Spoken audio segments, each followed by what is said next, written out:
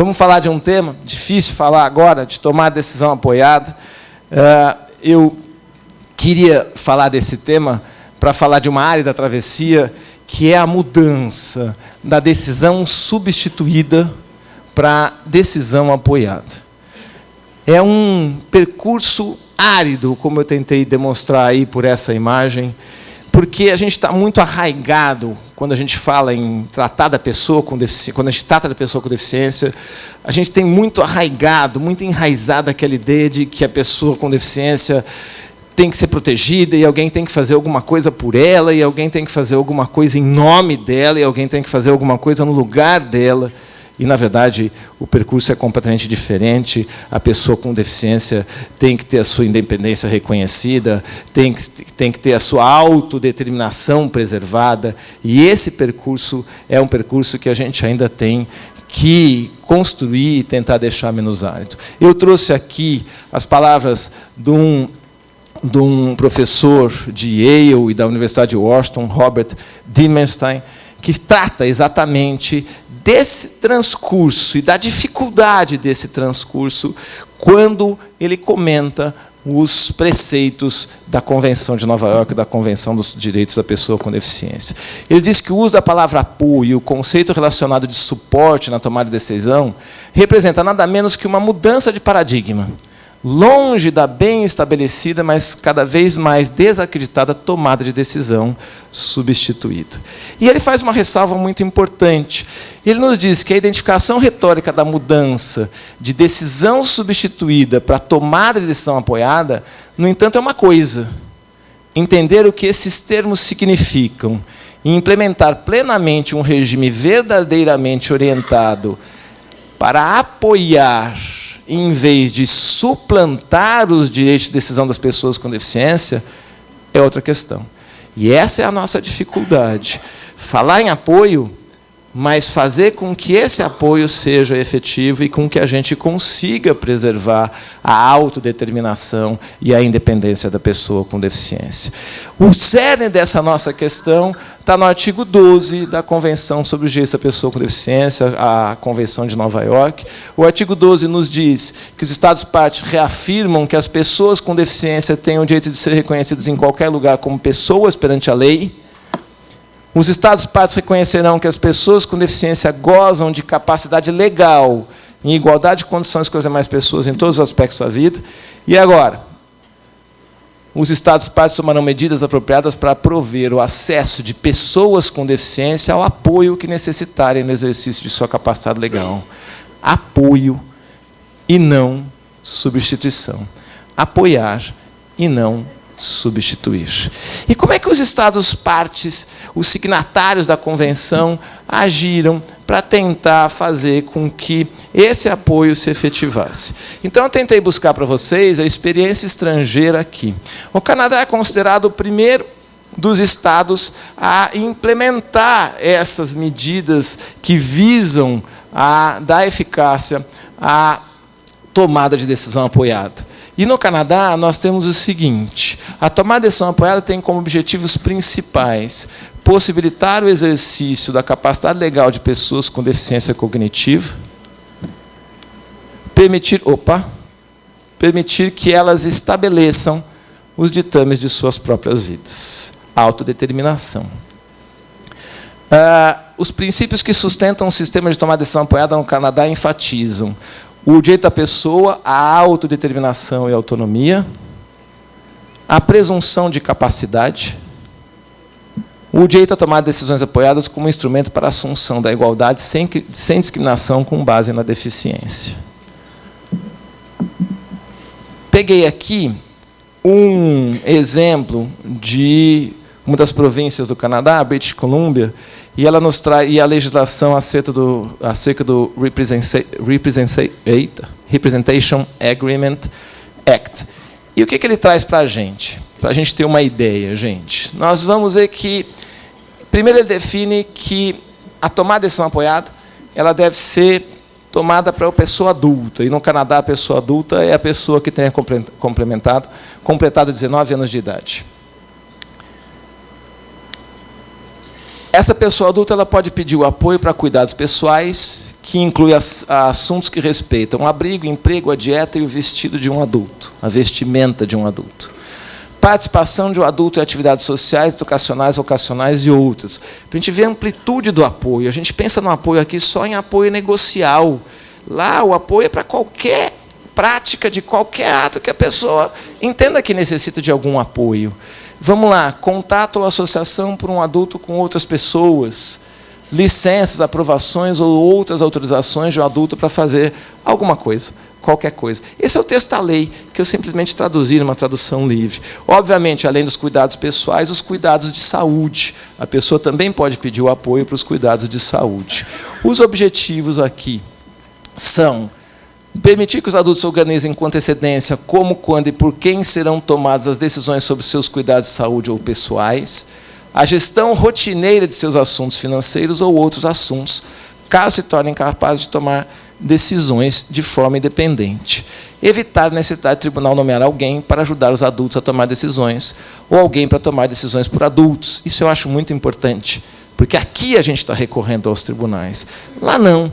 Esse acordo ele é feito através de um simples contrato. Esse é o item 4 da norma. Um adulto pode fazer um acordo por representação, a menos que ele ou ela seja incapaz de fazê-lo. Se for incapaz, na sua plenitude, não conseguir manifestar a vontade, eles têm um instituto que se assemelha à nossa tutela e curatela, mas é muito mais severo, que é chamado de guardianship. Nos Estados Unidos, a mesma coisa. Nós vamos ter a mesma ideia nos Estados Unidos. Algumas informações importantes de como esse sistema ele está sendo aplicado nos Estados Unidos. 14 dos 50 estados dos Estados Unidos, eles possuem regras disciplinando a tomada de decisão apoiada. Desses 14, em 4 estados, os estatutos que regulam a tomada de decisão apoiada não trazem a sua definição. Em 10 eles trazem, eu vou trazer 2 exemplos já da definição do que é tomar decisão apoiada para vocês terem uma ideia nos Estados Unidos. O que mais? Os 4 que não definem o que é a tomada de decisão apoiada são Alasca, Delaware, Illinois e Nevada. Vamos adiante. Enquanto isso, 4 estados, todos sem disciplina para tomar de tomar decisão apoiada, a definem ou descrevem exclusivamente no contexto de capacidade do paciente de consentir com um transplante de órgão. Quem não regulamenta a tomada, especificamente, tem 4 estados que não regulamentam, mas que dizem, é possível tomar decisão apoiada apenas para transplante de órgãos. Arkansas, Kansas, West Virginia e Wyoming. Outra informação interessante, que dos 14 estados que estão de acordo com tomada de decisão apoiada, apenas Illinois o limita a uma pessoa com deficiência intelectual ou desenvolvimento. Os demais permitem que seja qualquer tipo de deficiência, ou mesmo adultos que não tenham nenhuma deficiência que possam pedir apoio, o que é importante, porque nós não temos isso no Brasil. A tomada de decisão apoiada está limitada às pessoas com deficiência.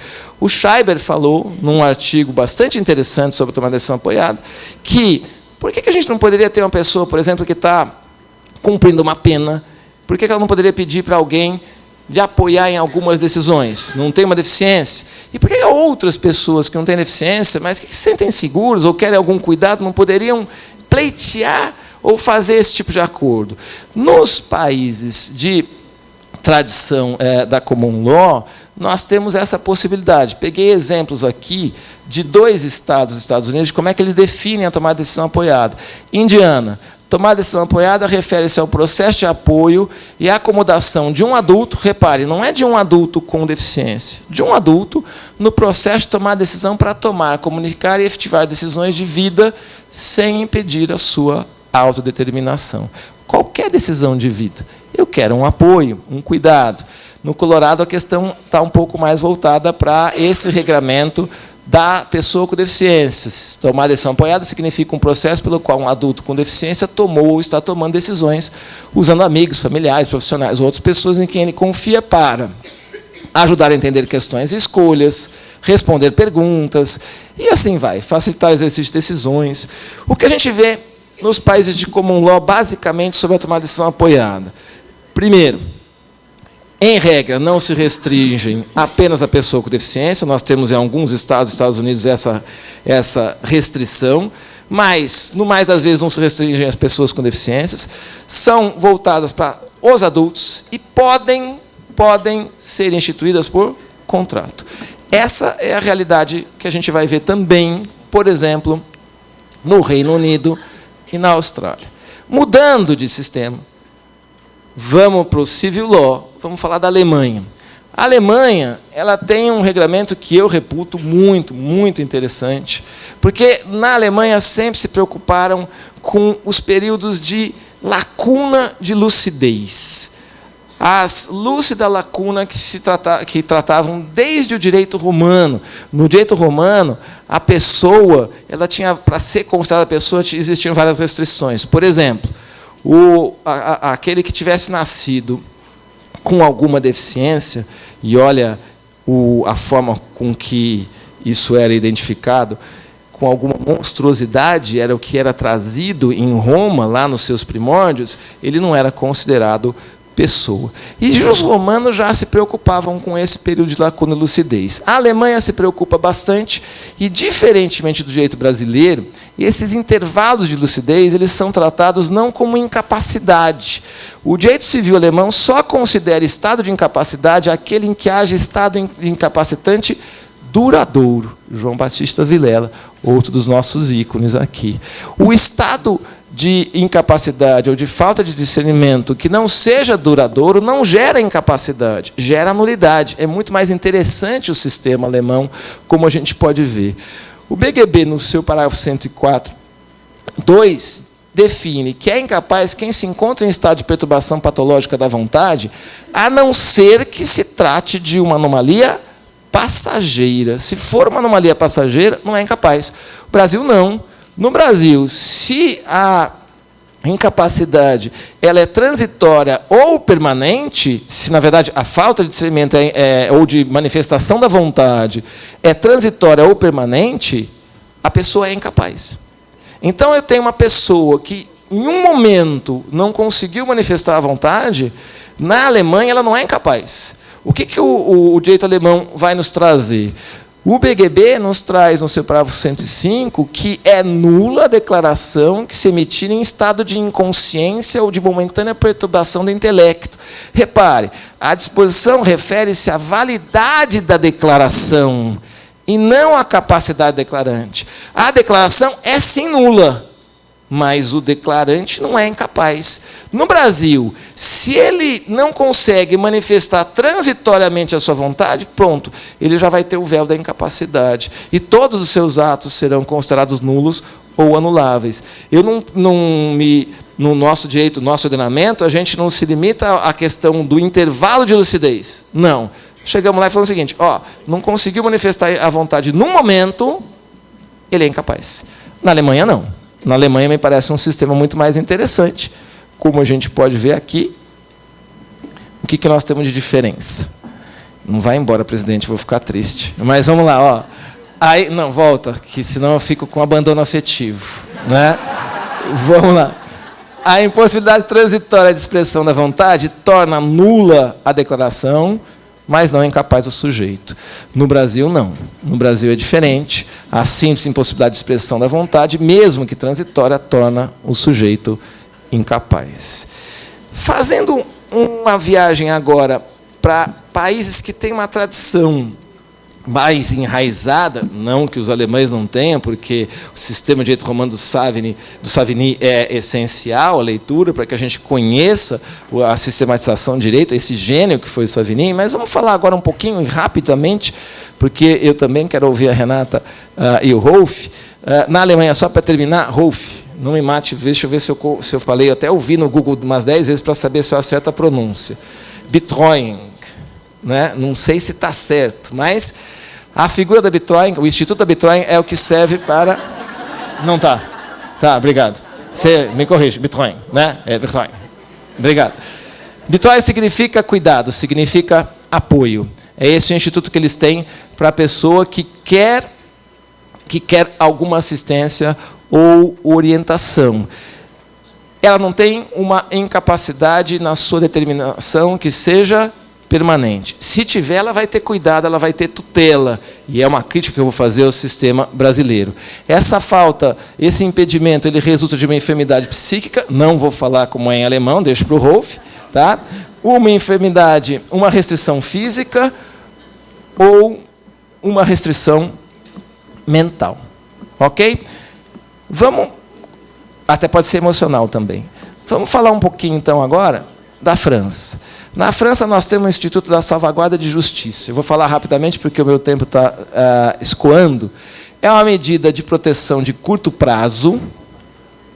Ela é menos invasiva do que a tutela e a curatela, permite que um adulto seja representado para realizar certos atos da vida cotidiana.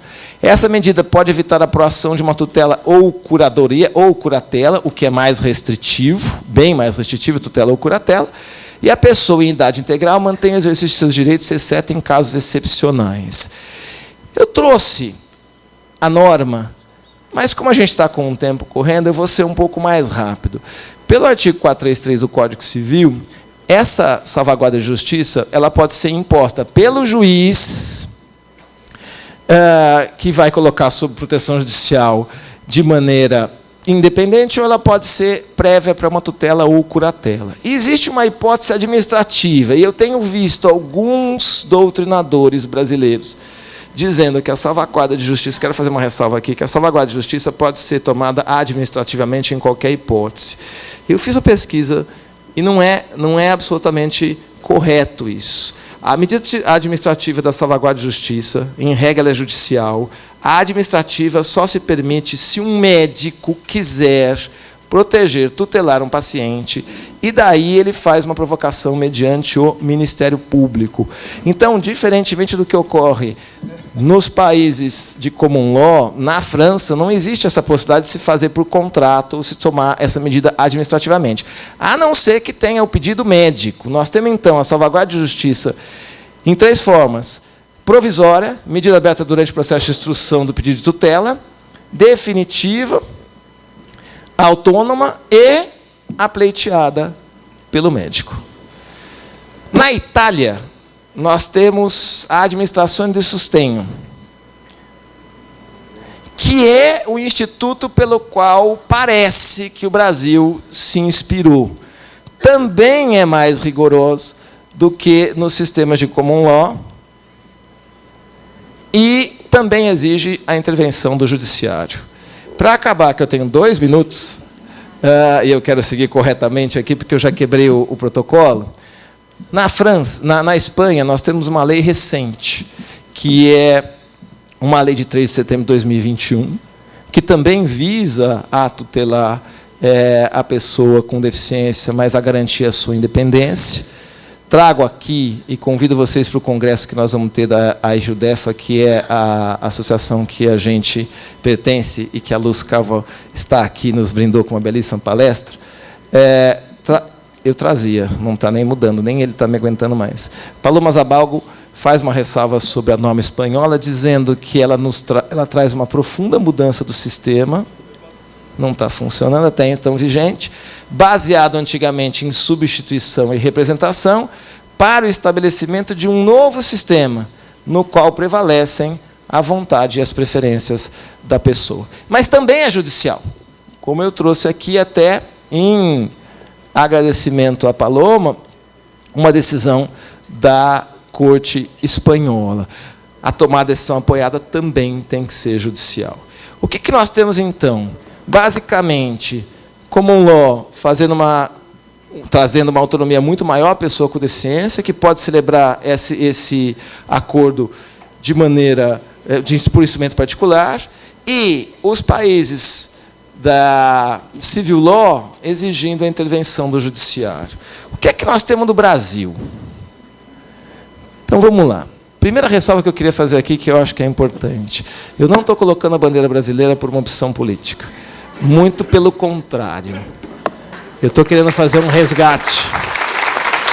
Na verdade, uma reapropriação importante de um dos nossos símbolos que foi usurpado. Então, eu queria deixar bem clara essa ressalva. Segunda ressalva que eu queria fazer é a seguinte. No Brasil, eu sou favorável à Lei Brasileira de Inclusão, ao Estatuto da Pessoa com Deficiência, à Lei 13.146 de 15. Tive a oportunidade de escrever um artigo, me perguntaram se o Estatuto da Pessoa com Deficiência protege o incapaz ou não, protege a pessoa com deficiência ou não. Eu não posso crer que o Brasil, sendo signatário da Convenção de Nova York, tratado internacional, que ganha status de norma constitucional, que trata da dignidade da pessoa humana, que é uma norma de inclusão, que tem no seu artigo 4º e no seu artigo 5º a proibição da discriminação, a proibição da opressão, da negligência, da exploração da pessoa com deficiência, eu não posso afirmar que uma norma que vem com esse fundamento, com essa base axiológica, ela venha para desproteger a pessoa com deficiência. Então, essa é a minha primeira premissa. A partir daí, eu vou me permitir fazer crítica. Por quê? Porque me parece que o sistema brasileiro, ele calçou as meias erradas. De um lado, ele puxa demais para afirmar a capacidade plena da pessoa com deficiência. O que eu entendo que é importante, mas eu entendo que está desmesurado. Por que está desmesurado? Porque hoje, o que é que nós temos? Diferentemente do sistema alemão, por exemplo, nós temos uma pessoa com deficiência com capacidade plena, as hipóteses de ausência de discernimento, ou seja, a gente viu a questão do artigo do parágrafo 104 do BGB, que se tiver uma ausência total de discernimento e não provisória, a pessoa é incapaz e merece ser telada. Essa questão no Brasil desapareceu.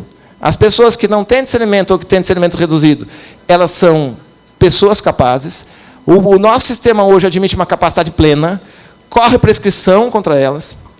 Os atos praticados por elas não são mais nulos. Me preocupam por demais as doenças do envelhecimento, a demência senil, em que a pessoa perde totalmente o discernimento. E em todos os sistemas que eu analisei, há um instrumento de proteção para essas pessoas, de tutela para essas pessoas. Em todos os sistemas que eu analisei. Guardianship, na Alemanha, a própria Betroin, ela vai estabelecer que existe a nulidade dos atos praticados por essa pessoa. Na Espanha, na França, na Itália, também existe a tutela e a curatela desta pessoa que não consegue se manifestar, que não consegue praticar nenhum ato da vida civil. No Brasil, não. A pessoa passou a ser capaz, e a única alternativa que nós temos hoje para proteger essa pessoa é o artigo 3º, inciso 3. Já acabou, mas eu só estou acabando. São mais três slides, tá? Ou 4. Vamos lá. Gente, as pessoas que não conseguiam manifestar a sua vontade eram absolutamente incapazes e agora elas são relativamente incapazes. E eu fico pensando na pessoa que está em coma, que antes era absolutamente incapaz, o sujeito vai lá, passa os bens dessa pessoa que está em coma para uma outra pessoa, o ato antes era nulo, porque ela era absolutamente incapaz. O ato antes, ele era imprescritível, a qualquer tempo, essa pessoa acordou do coma 20 anos depois, a gente poderia tentar invalidar esse ato. Hoje, não. Hoje corre prazo e o negócio jurídico é anulável. Tá certo? Estamos desprotegendo quem merece tutela. Então, por um lado, puxamos a meia demais para dizer, olha, pode fazer o que quiser, vai ser sempre capaz. É o que nós temos aqui. A curatela afetará tão somente os atos relacionados aos direitos de natureza patrimonial e negocial. Os atos existenciais, eles não são atingidos pela curatela. O direito ao próprio corpo, à sexualidade, ao matrimônio, privacidade, educação, saúde, trabalho e voto. Eu não quero, obviamente, que a gente volte para um sistema anterior em que o véu da proteção, eu tive a oportunidade de escrever isso, o véu da incapacidade, ele vinha para discriminar. A mulher casada era relativamente incapaz até 1962, com o Estatuto da Mulher Casada. E o véu era de proteger, e, na verdade, o véu era de discriminar. Qual das mulheres hoje gostaria de ser protegida pelo seu marido? Obviamente que não. E eu defendo a mesma coisa para a pessoa com deficiência, mas para a pessoa com deficiência que consegue ter o seu poder de determinação, que consegue efetivar a sua autodeterminação, e não aquela que não tem a menor condição de se determinar, a menor independência, e que precisa efetivamente de tutela. Essa é uma das meias que está puxada demais, e a outra está de menos. Por quê?